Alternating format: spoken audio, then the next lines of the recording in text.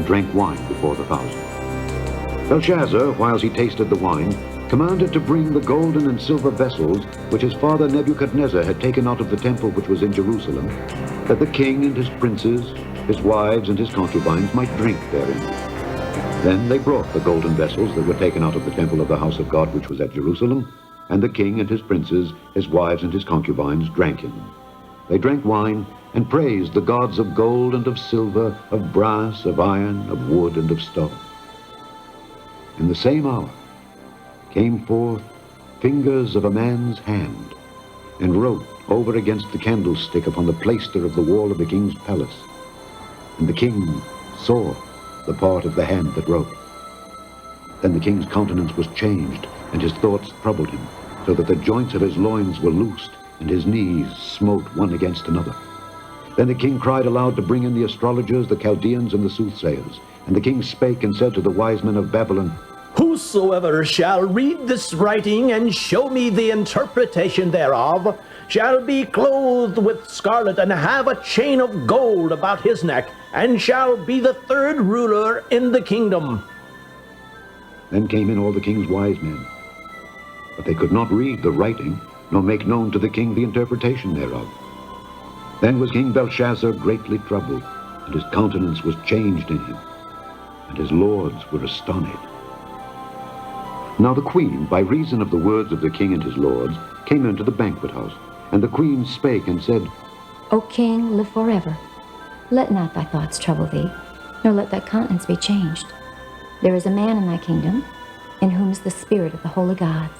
And in the days of thy father, light and understanding and wisdom, like the wisdom of the gods, was found in him, whom the king Nebuchadnezzar thy father, the king, I say thy father, made master of the magicians, astrologers, Chaldeans, and soothsayers. Forasmuch as an excellent spirit and knowledge and understanding, interpreting of dreams, and showing of hard sentences, and dissolving of doubts, were found in the same Daniel, whom the king named Belteshazzar. Now let Daniel be called, and he will show the interpretation. Then was Daniel brought in before the king. And the king spake and said unto Daniel, Art thou that Daniel, which art of the children of the captivity of Judah, whom the king, my father, brought out of Jewry? I have even heard of thee, that the spirit of the gods is in thee, and that light and understanding and excellent wisdom is found in thee. And now the wise men, the astrologers, have been brought in before me, that they should read this writing and make known unto me the interpretation thereof. But they could not show the interpretation of the thing. And I have heard of thee, that thou canst make interpretations and dissolve doubts. Now, if thou canst read the writing and make known to me the interpretation thereof, thou shalt be clothed with scarlet, and have a chain of gold about thy neck, and shalt be the 3rd ruler in the kingdom. Then Daniel answered and said before the king, Let thy gifts be to thyself, and give thy rewards to another. Yet I will read the writing unto the king, and make known to him the interpretation. O thou king, the most high God gave Nebuchadnezzar thy father a kingdom, and majesty and glory and honor.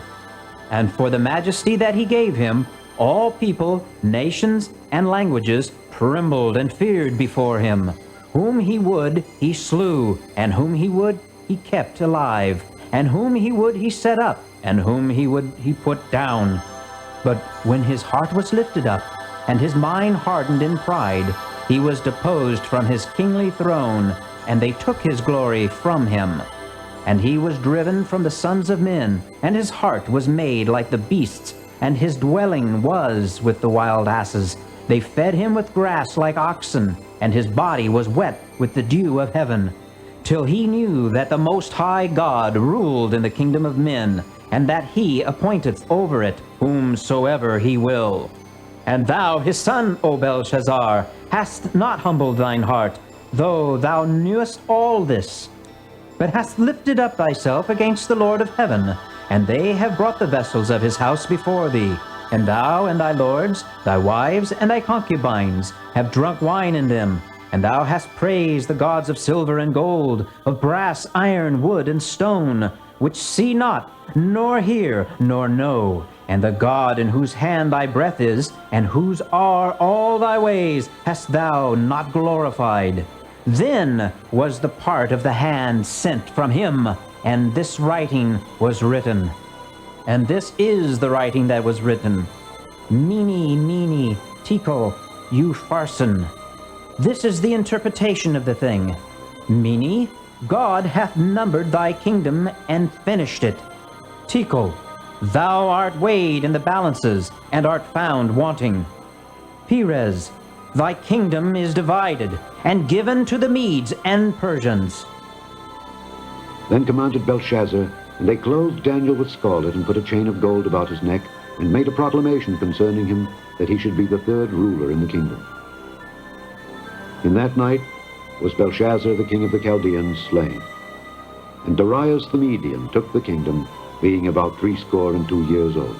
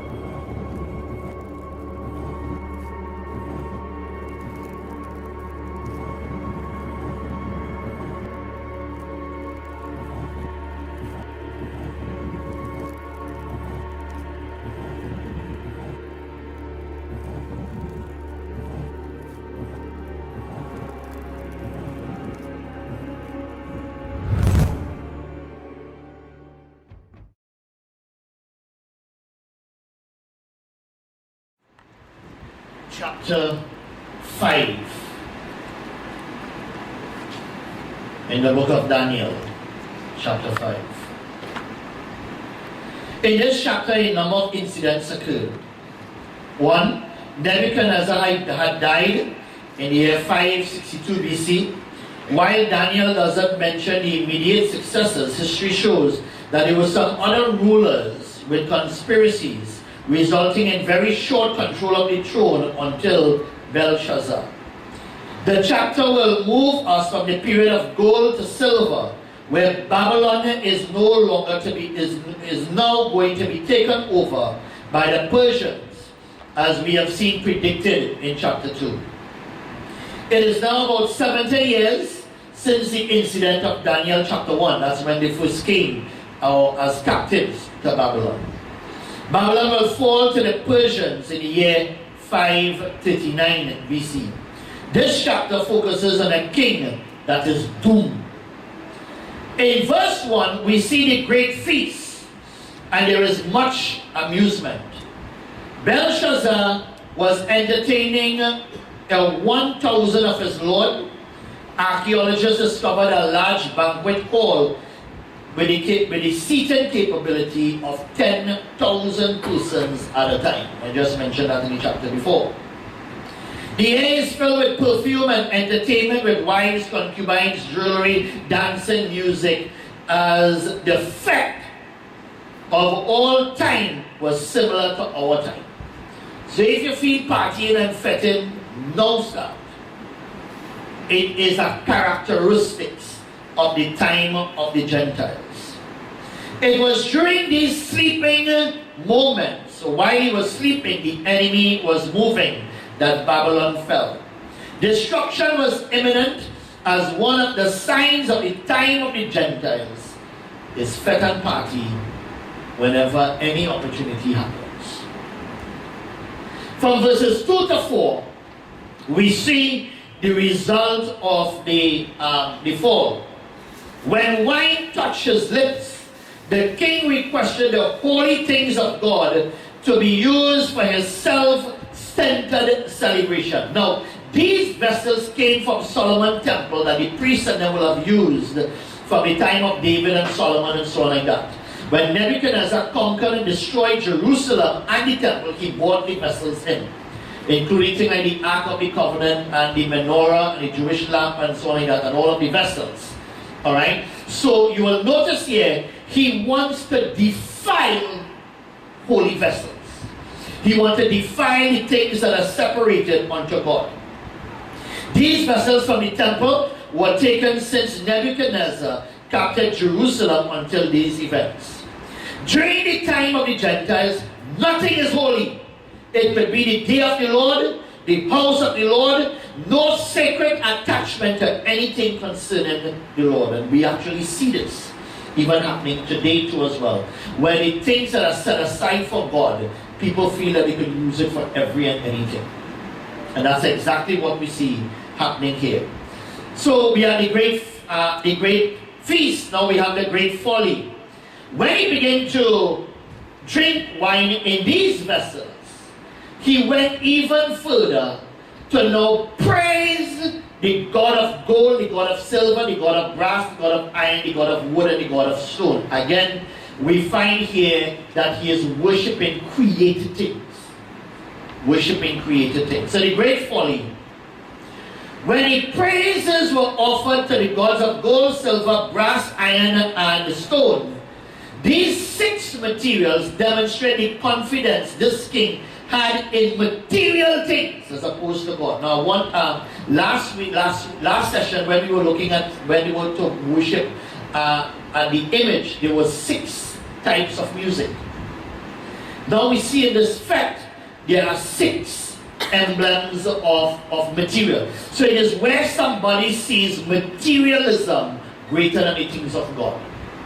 I have gold, I have silver, I have brass, I have iron gate, I have burglar proof, I have soft chair, I have AC, I have plenty. I have tile inside, tile outside, tile all around side. And you feel you have it. Alright? So he worshipped even that of stone too as well. So he is in opposition to the things that he worshipped in God. Then you have great fear. The same hour went forth as finger as of a man's hand. Now in all of Bible, this actually occurs 3 times. The first time that God writes with his finger is on Mount Sinai, when he writes on the stone the 10 commandments. Moses brought out 2 million people. They want quail, they want water, they want this, they want that, they want cucumbers, they want onion, they want garlic. They give Moses a headache. Moses gone to God, and God gave him 2 tablets with 10 prescriptions.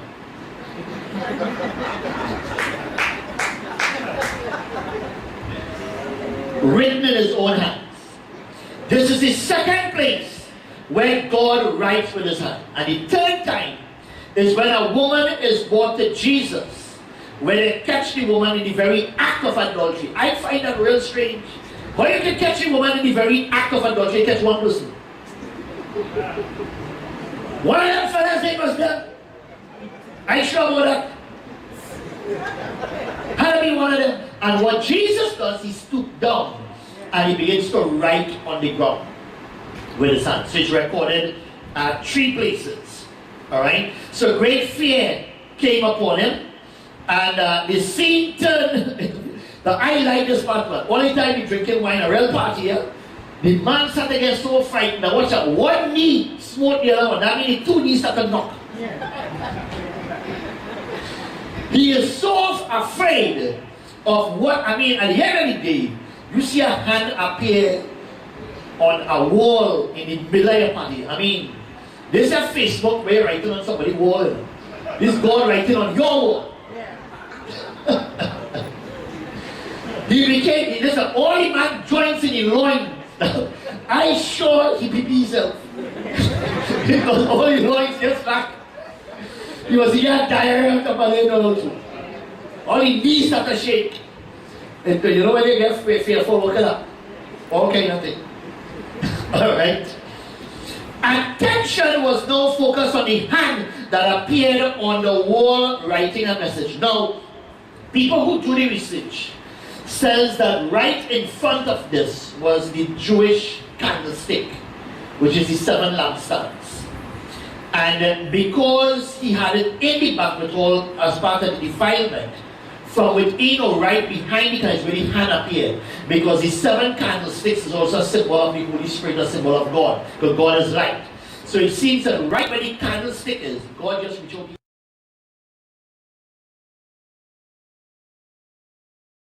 and starts to write on the wall. Alright? Gets to write on the wall. So great fear. Fear caused the king's countenance to change, but we see knee change, the waist change, obviously face to change. His courage left him.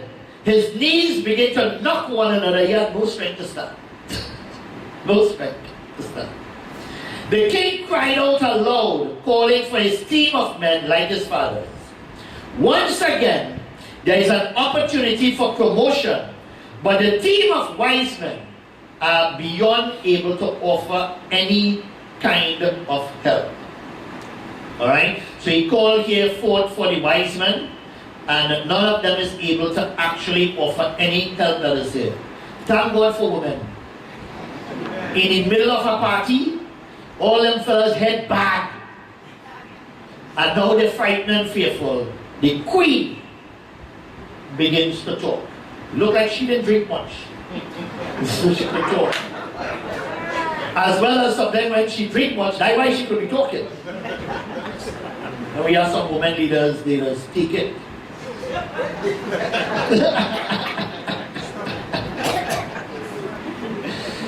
Alright? So there's a competition here with the gods. Competition. Religious pluralism, the idea that conveys religion should be tolerated, had become widely accepted in many countries today. But the history of the world reflects the fact that religions do compete for people's allegiance. In a sense, the gods of various cultures can be said to have a battle between each other for supremacy. So you have that example taking place in this particular case as well. And she began to indicate, she began to tell him, listen, there is somebody that you can go to. Your father used to rely on this man called Daniel. And they called Daniel in because he's able to interpret dreams, show hard sentences, and also dissolving doubts and so on like that. So they called Daniel. Now when he come in verses 13 thereabout, then Daniel was brought before the king, and the king spake. Now watch how he's degrading him. He says, art thou that Daniel, which are of the children of the captives of the Jews? Now this is a government officer. That government officer that was promoted in the reign of Nebuchadnezzar. And his son is now pulling him back down. Now listen, he's a slave. You ain't no rank inside of here. But anyway, we hear you're the seating. So we went to come and tell us, what you see?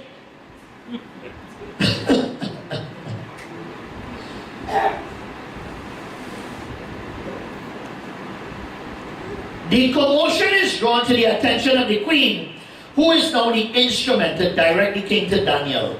In verses 11 and 12, we find here that they indicate what is taking place, and people are watching, believers are looking, and everybody is wondering what to do and what to indicate what's going on. From verse 13 to 16, Daniel was not in the feast. So they had to bring him in. He was not part of the 10,000 that was there. He was separated from their fetting, but worked daily with these guys.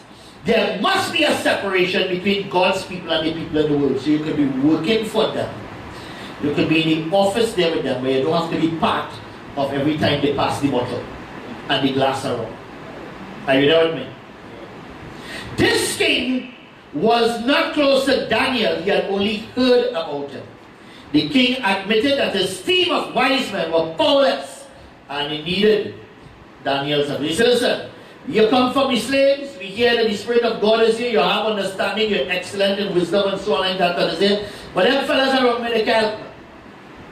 They cannot help me in terms of what we are able to do. And from verse 17 to verse 28, he goes into declaring, and he goes back and he takes him back into the history. He tells him, he said, listen, you should remember your father. Your father, one man, they sell him for 70 years, eat grass like an animal. And because of pride, right, he says, listen, he had a kingdom where everybody he was under him. If his father decided somebody should live, or somebody should not, he will pull along whoever he wants, set up whoever he wants. And his heart was lifted up in pride, and then he was restored. And then he said, you now don't want to humble your own heart. So Daniel did not desire the gifts. When he said, I'll give you a gold, I'll give you a gift, he said, listen, keep your gift. Keep your gift. The other day, still give him the gifts too. Alright? Give him the gift. Daniel took him on a history trip before telling them what the interpretation is. He took him on a history trip because he's supposed to know the history of his people and of his political reign that is there. Take him on a history trip of what happened in chapter 2 and chapter 4. He pointed out the error of pride, the competition of the God, and the desecrating of the temple vessels. Babylon fell that night, and the gold lost its strength, and now you had silver coming into power, or Babylon lost its power, and you now have the Medes and the Persians coming into being. So he says, your kingdom is weighed in the balance, your kingdom is finished, you're weighed in the balance, your kingdom is divided between the Medes and the Persians. And let me tell you how they actually win this battle. While this party, now if you invite 10,000 people to a fete, this will happen in one evening. This party will most likely run for weeks. While they were fetting, the Medes and the Persians came outside the wall, blocked the river Euphrates, which was one of the rivers that is almost impossible to pass. Alright? They blocked the river Euphrates, which is one of the rivers that flowed from the Garden of Eden. And when they block the river Euphrates and the water drop, they can now go under the wall, the same area where the water is coming into the city. They came on the riverbed, came into Babylon, came into the house of Belteshazzar, and when he's sleeping in the bed, they kill him. The whole change, or the whole battle, resulted in just they walking and kill one man. And that was it. They take out the king. And when they take out the king, kingdom over. Alright? So they commanded Belteshazzar in verse 29, he clothed Daniel with scarlet, put a gold chain about his neck, and proclaimed him to be the third ruler. In that night was Belteshazzar the king of the Chaldean slain. And Jewry the Mede took the kingdom, being 62 years old. So the silver went in, and he didn't even take any heed to Daniel's instruction. Listen, your kingdom is made in the balance. You need to repent. He went to sleep, man. He went to sleep. And he got killed in his own bed. Valid points. The picture of God dealing with the wicked and the downfall of the unbelieving world we find in this chapter. The system fosters human pride, but does little to provide human security. The disaster of the world does not overtake the child of God. Daniel survived the enemy and emerged, triumphant and as one of the presidents in the new Persian kingdom. So here what? They knock out the king. The political kingdom of the Babylonians end, and a new party comes to power. And Daniel is ready now to serve. Because he's serving God. He ain't serving any particular group. He's serving God. Amen?